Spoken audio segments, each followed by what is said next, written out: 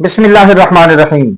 सामीन मोहतरम, बंदे के पास कोई निसाब नहीं, कोई माल दौलत नहीं, सोना नहीं, चांदी नहीं, पैसा नहीं, लेकिन उसके पास किताबें हैं या कुरान मजीद है। इन किताबों की या कुरान मजीद की कीमत 200 दिरहम यानी साढ़े 52 तोले चांदी के बराबर इन किताबों की कुरान मजीद की मालियत पहुंचती है। इसके अलावा उसके पास कोई माल दौलत नहीं है, तो क्या फिर भी उसके ऊपर कुर्बानी वाजिब है?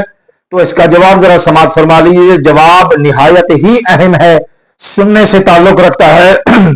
तो इसका जवाब यह है कि किसी के पास 200 दिरहम यानी 52.5 तोले चांदी के बराबर का कीमत का मुसहफ शरीफ यानी कुरान मजीद है, अगर वो बंदा उसे देख कर तिलावत कर सकता है तो उस पर कुर्बानी वाजिब नहीं है।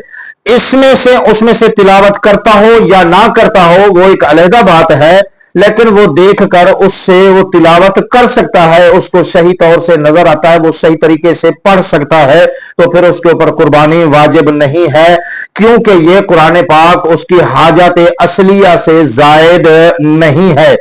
और अगर अच्छी तरह उसे देखकर तिलावत ना कर सकता हो, मतलब कि अटक अटक का पढ़ता हो, उसको पढ़ने का सही तरीका नहीं आता हो, वो किसी से पूछता भी नहीं है, वो रवानगी के साथ भी नहीं पढ़ सकता, तो फिर उस बंदे पर कुरान मजीद को किसी और को देकर उसकी कीमत कुरान पाक की वसूल करके कुर्बानी करना वाजिब है। और किताबों का भी यही हुक्म है कि अगर वो बंदा किताबें पढ़ सकता है, किताबों से मसाइल अखज कर सकता है, हदीस पाक या मफहूम माना समझ सकता है, तो फिर ये उसकी हाजत जरूरिया है।